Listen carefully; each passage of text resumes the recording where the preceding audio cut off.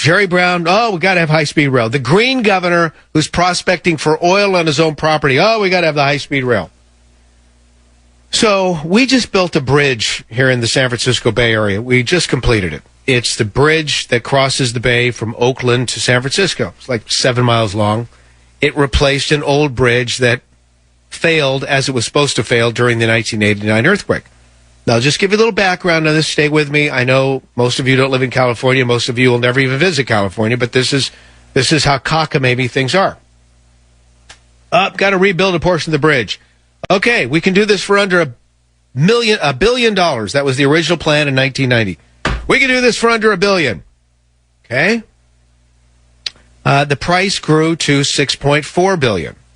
With financing, $12 billion. We've got a beautiful bridge.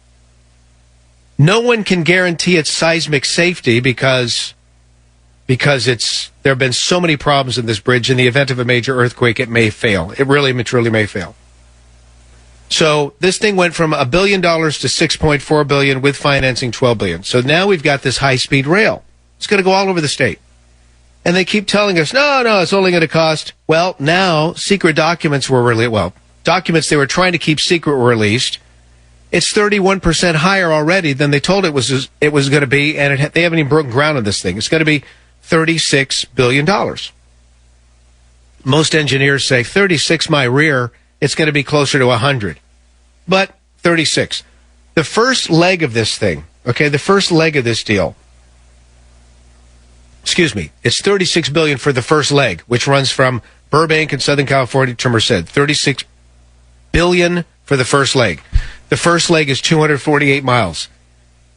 Now, I know already some of you, because you're smart people listening to the Savage Nation, you're doing the math. That's $145 million per mile to build this high-speed rail. $145 million a mile. You know how much it costs to build a mile of interstate freeway? $1 million. This is $145 million. By the foot, it's $27,000 a foot. You know how much it costs to build traditional railroad per foot? $200. This is $27,000. And then these idiots yes, they are idiots. They're running it through the Tehachapi mountain range, which is tectonically active. It's like a gigantic earthquake. They're going to build 36 miles of tunnel through this earthquake zone. And by the way, the deadline, according to our legislature, to build the tunnel is 7 years. 36 miles of tunnel in 7 years. The Green governor. This is what's happening out here. Now, we had a pipeline that would have been much easier to build.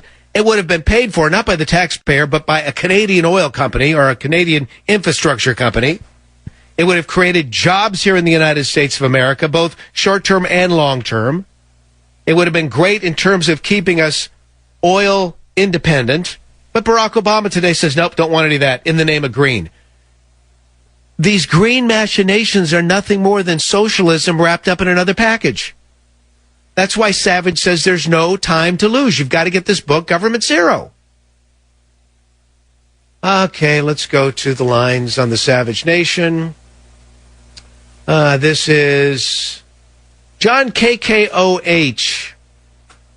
Are younger voters seeing through this stuff or what? That's what you're going to talk to us about. Go right ahead. I was going to say basically that, hey, there's a younger generation out there, and everybody calls us millennials the problem.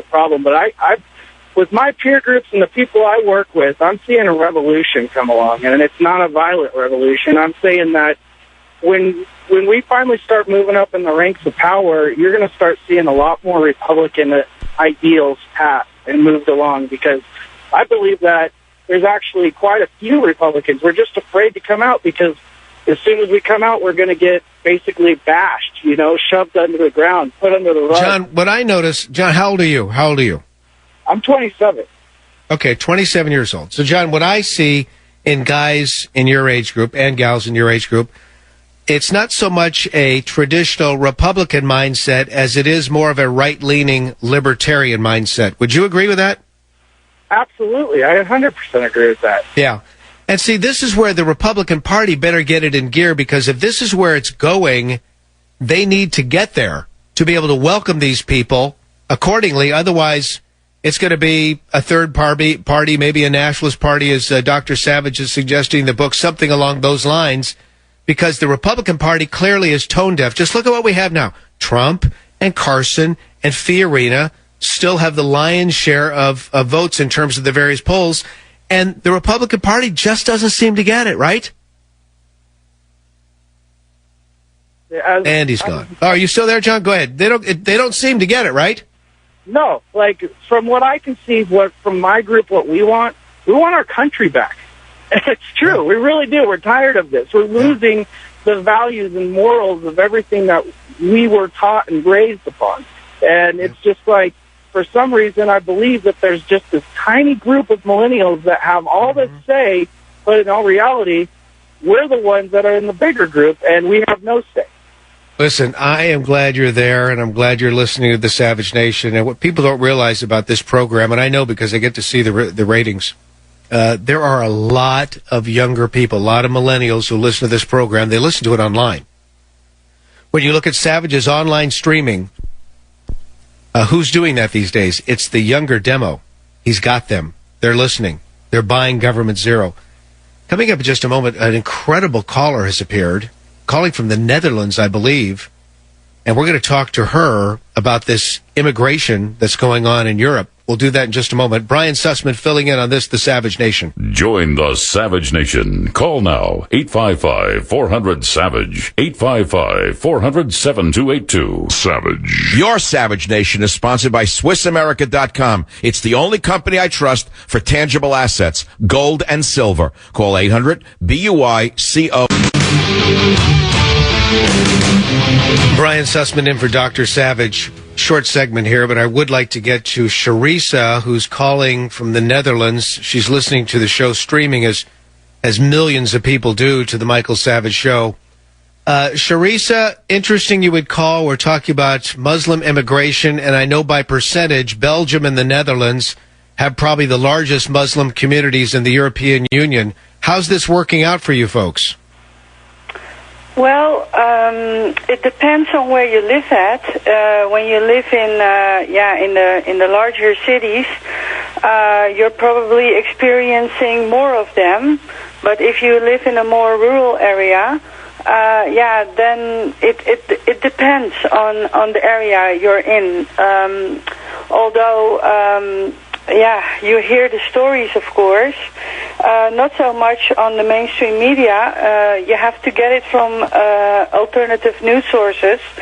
And, me and also other people that I know are starting to get very worried because we're hearing the weirdest stories, especially coming from Germany, where the immigration is totally out of hand, and also Sweden and Austria. I have seen numerous videos on YouTube where you could see the flood of the people coming in. And oh, yes. Sharisa, could we do this? I'm so grateful for you calling on the Savage Nation. Could you hold on? I'd love to speak with you when we have a little more time in the next segment. Is that okay? I can't wait. It's always a pleasure and always a great thrill to be behind the microphone on this, the Savage Nation. Join the Savage Nation. Call now, 855-400-SAVAGE, 855-400-7282. Savage. Warning. The Savage Nation contains adult language, adult content, psychological nudity. Listener discretion is advised.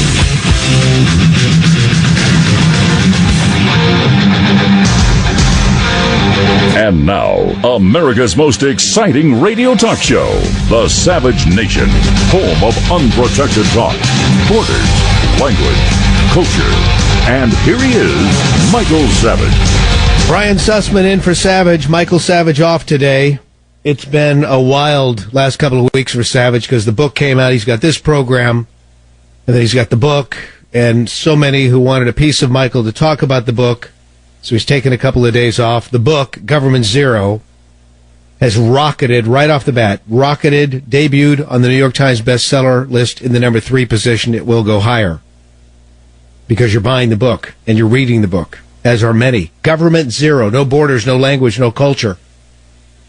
We have a caller on hold, And to set her up, this is a wonderful caller who checked in the last hour from the Netherlands.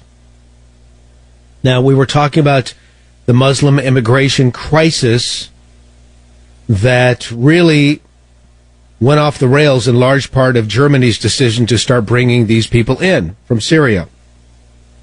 And we're going to get to her in just a moment. I just want to start by reading something from Savage's book because, again, it dovetails so neatly into what we're talking about.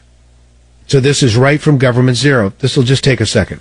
Progressives have long waged a war on religion as part of their Marxist agenda for an atheist socialist state. To get there, they believe they have to tear down and destroy everything that defines Western civilization as it is. They share that vision with the unlikeliest of conceivable allies, the radical Islamists. What is happening in America right now can only be described as a progressive Islamist takeover. It may be hard for most people to imagine how committed atheists could possibly be working with committed religious fanatics. Both groups would mercilessly exterminate the other under the right circumstances. We've seen how communist countries have treated religious people in the past, and we can see how the Islamofascists treat the subgroups who make up the progressive movement today. Those who don't swear allegiance to their brand of extremist Islam are killed or exiled, homosexuals thrown off rooftops, opponents beheaded or burned alive, yet everywhere we look, we see American progressives defending Islam. We'll stop right there. This is what's been going on in Europe. Progressives desire the same thing. Destroy the Western civilization. Work with the Muslims, work with the Islamists, work with the Islamofascists, and therefore will be able to complete this goal. Sharisa has called from the Netherlands. Now, it's always neat to see so many of you are listening, millions of you are listening right now via streaming. Savage's show just kills it when it comes to streaming. Sharisa's in the Netherlands listening to the program streaming.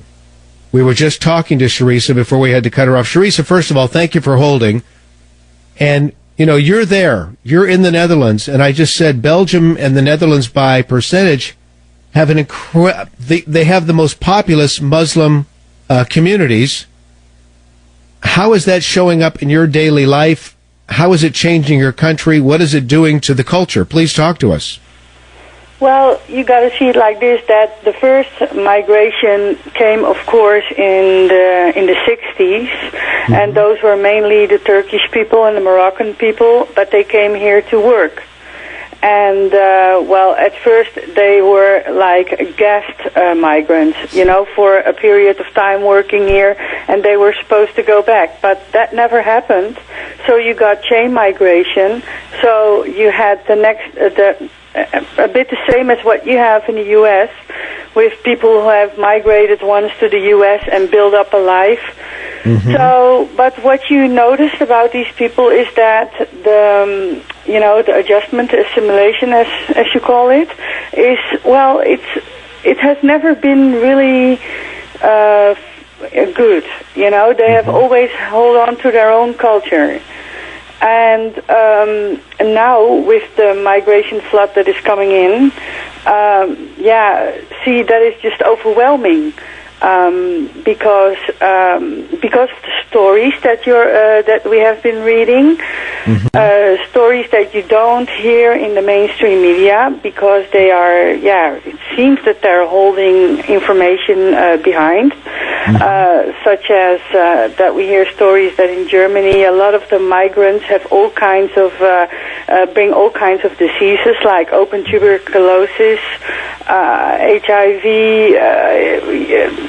syphilis, you name it, and that doctors have that they have to silence about it. Otherwise, they get in trouble with the authorities. And Sweden doesn't want any more migrants in at the moment, I'm reading. But it's also the many fights at the asylum seeker centers, the places where they are staying. There was one killed in Germany. There have been big fights over here in the Netherlands. But they don't pay a lot of attention to it. They say, oh, it's all incidents. So what I'm wondering about, because, I see a pattern. I see the pattern that in the U.S. there's a change, so to speak.